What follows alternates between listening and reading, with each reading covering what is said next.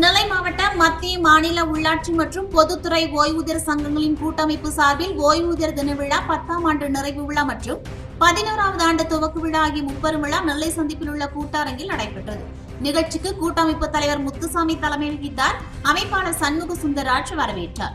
தமிழ்நாடு மின்வாரிய ஓய்வு பெற்ற தொழிலாளர் மற்றும் அலுவலர் சங்க செயலாளர் சிவசுப்புபாண்டியன் அஞ்சலி தீர்மானம் முன்மொழிந்தார். தொழிலதிபர் நடேசன் வாழ்த்து பேசினார். தமிழ்நாடு அரசு ஊழியர் சங்க மாநில தலைவர் தமிழ்ச்செல்வி ஓய்வூதியர்களின் பிரச்சனைகள் குறித்து பேசினார்.